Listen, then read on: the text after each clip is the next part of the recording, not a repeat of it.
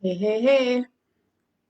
Once again, I had the same issue with going live in the stream that I had already prepared. So I'm sorry that I started late, but I was here. But again, the video didn't automatically start. So I'm gonna have to figure that out one of these days. Maybe not today.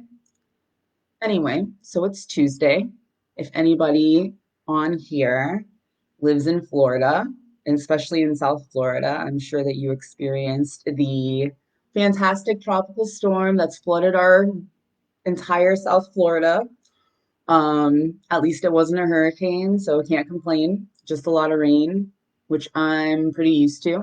So, you know, things happen. Anyway, today's operationally speaking is on the client and is on the topic of client onboarding. So I'm just going to give you basically 6 of the best practices to use when you're onboarding your new clients, and then just kind of like an example of a client workflow that you could use.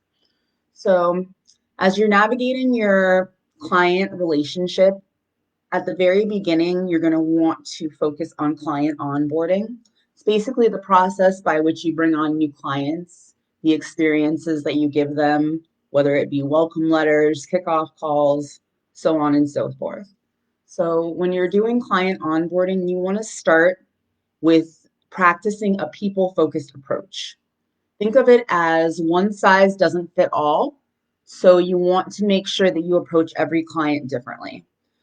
Being attentive to the client's specific needs and goals is the bottom line of a good business practice.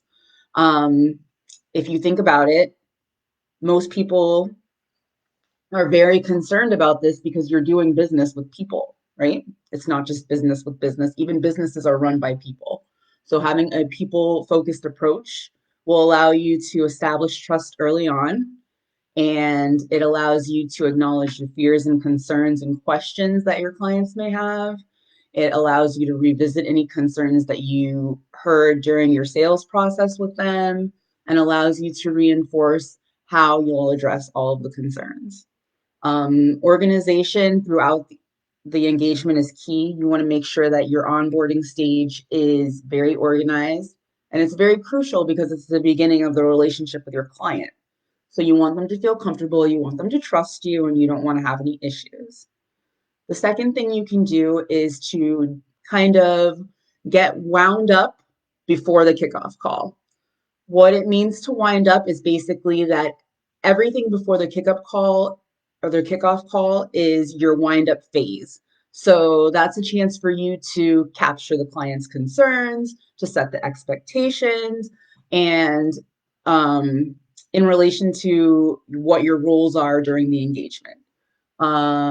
Every part of the sales process that's before the kickoff is basically the wind up. So during this time, you begin to really communicate with your client.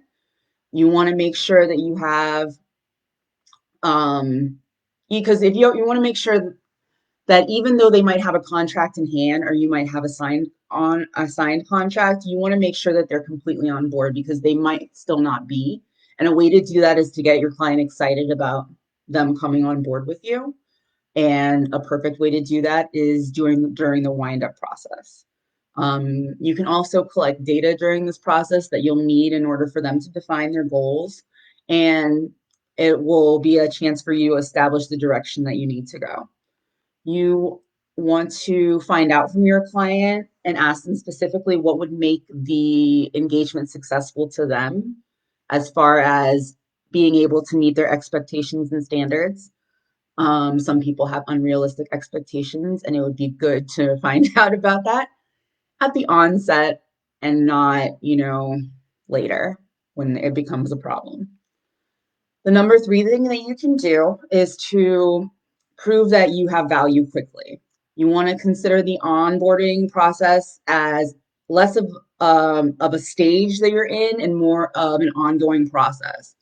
You want to establish your foundation, and you want to make clear what your client's goals are. And as soon as you do that, it's time to start. Don't take your time.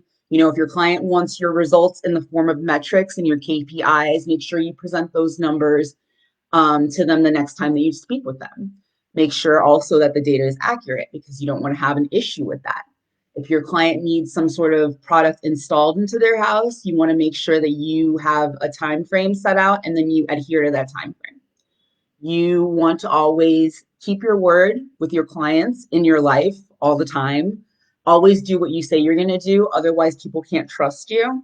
So just make sure that if you say you're going to do something in a certain time frame, that you do get it done and set deadlines and reminders for yourself in case you're kind of flaky or bad with that so that you can utilize.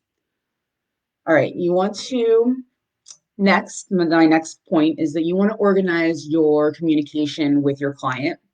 It might seem a little oxymoronic, but setting a communication schedule, it will ensure you that, or will ensure that you'll always be able to speak with your client and that you guys won't fall off of each other's radar. You need to make sure whether or not your client is in the same time zone as you. You want to know if they want to meet weekly, bi-weekly, monthly, like how often do they need updates from you?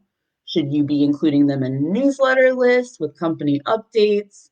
And more often than not, it helps to be direct with them and just say, how often do you want to hear from me? How often do we need to check in? Some client relationships are tech-based, so they might have a form that they fill out for you, and that would tell you. If not, you definitely want to ask what they want as far as talking with you.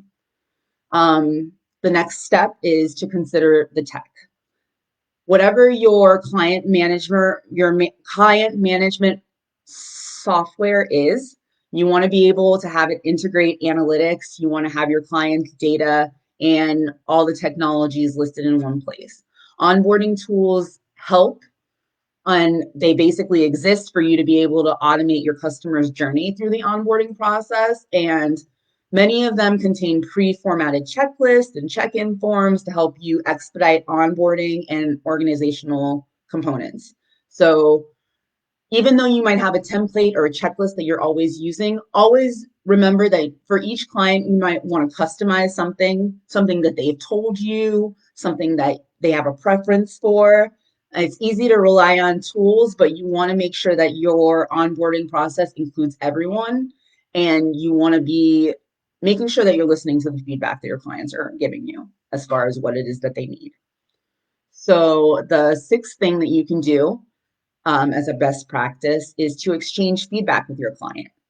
And you should do it often. And it shouldn't just be you telling them what you think about what's happening. It should be you listening to what they feel. You want to make sure that the timing is right when you're asking. You want to make sure your communication schedule is working for them. You want to make sure that if something is missing or they're not receiving something, that they are expressing that to you so that you can get it to them. You want to make sure that you have a goal schedule that is in conjunction with the expectations that you've set forth.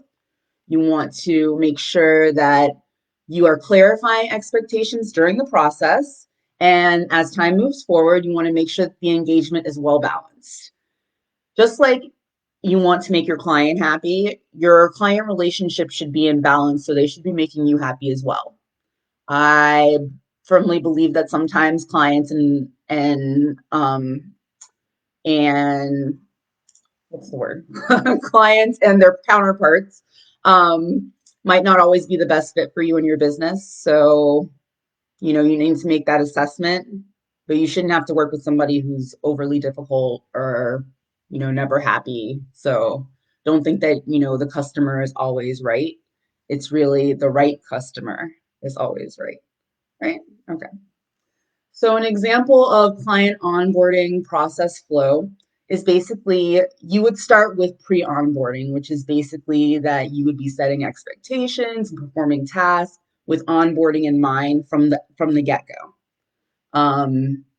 You then want to identify your customers' pains and solutions, come up with qualifications and things that you can ask the client to make sure they're a good fit for what it is that you have, what services you have.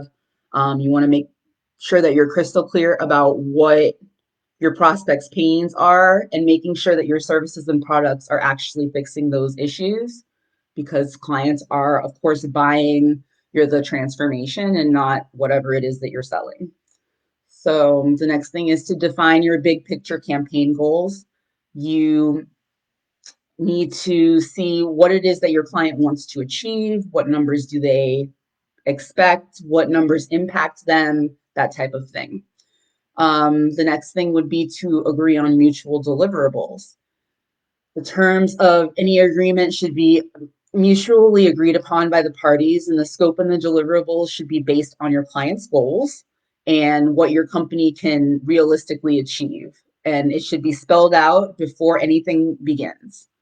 You want to gather all the details, points of contact, the budget, timelines. These are all vital things that you need to know and nail down early in the collaboration process so you don't have things up in the air. After you sign, whether it's the proposal or the contract, you have to make sure that you get your first payment. Now that the handoff has basically happened, they've given you money, you don't want to lose any momentum with your sales process. You want to eliminate any uncertainty whenever possible. You want to make sure that you can prevent buyer's remorse. So you want to immediately send a welcome packet.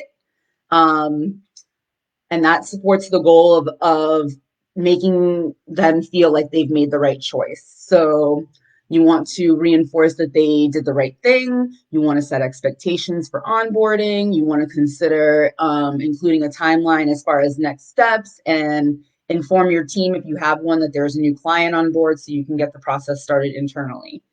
You want to schedule a discovery call if you need to. If you've already had a discovery call, then you would schedule the kickoff call.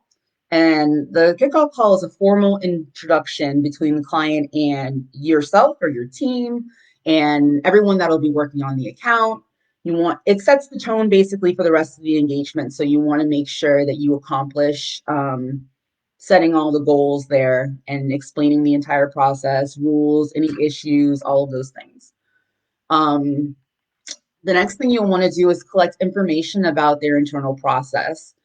Sometimes your clients do things differently, and you want to make sure that you know what their existing process looks like first, and then also what their preferences are, so you can see how you can work within those boundaries. You need to ask what your client's definition is of success.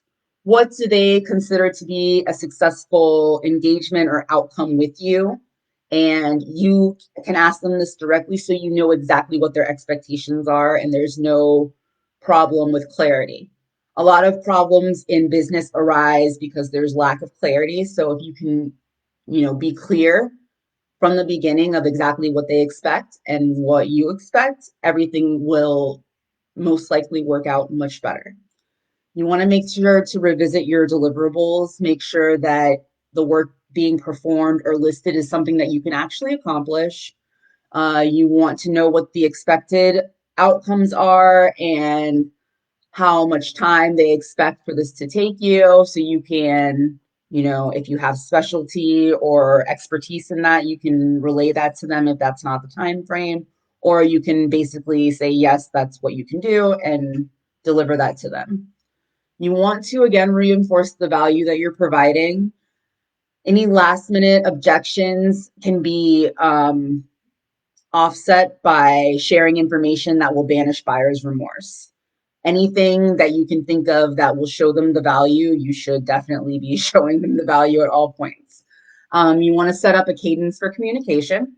You want to decide how often you're going to be speaking, how long it's going to be, what days, what's the best.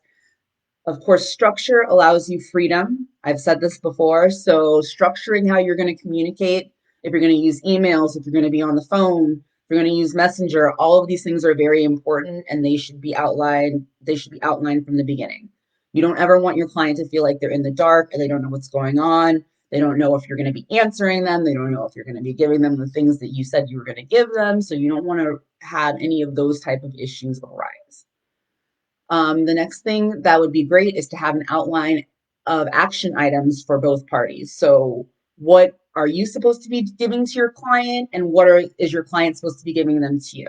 A lot of times when you are working with a new client, you might need their passwords or some sort of questionnaire to fill out, a checklist, something that you have to input information into. So you have to make sure that you have action items for both parties and deadlines for those. Everything needs to be on a set schedule.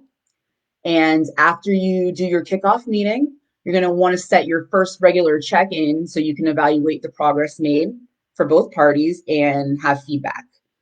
Make sure that when you're on that post kickoff meeting call and you're doing the follow-up call, that you're revisiting your client's definition of success. Make sure that you have a service level agreement that establishes all of the deliverables between both parties, and you want to agree on smaller milestones based on the big goals or the big vision that your client has first given you of what they want to experience as far as transformation with you. And then you just need to break that up into actionable bite-sized pieces that can be measured, that you can show your progress, and then you can adjust the plan as you go. If you need to add something, if you're missing a milestone, all of those things can just be added after. So after the first 60 to 90 days, basically your client is used to all of your systems and they are expecting all of your results. So you want to not take your foot off the gas with onboarding your clients at this time. You want to make sure that you stick with the communication cadence that you came up with previously. You want to make sure to find ways to continue to establishing trust. You want to notify the client of milestones that are achieved and tasks that are completed. Ask for feedback to identify small issues before they become engagement ending problems. And always complete like a health check report post call to notify any of your team members if there's something that's wrong with the customer and that you need to fix. The onboarding process should span over the entire beginning of your engagement. And if you follow all of these best practices, you're going to be able to build a really, really good substantial amount of trust. And it's so crucial in the beginning of your client relationships. So if you can establish the excellent foundation from the get-go, that will benefit both you and your client in the long run. So I just want to tell you that you can go forth and onboard with all of this great information I just gave you. And if you have any questions about it, please feel free to reach out. You can write any of your questions here on the video and I will get back to them as soon as possible so I can answer them. And I hope to see you guys next week. We'll have a new topic.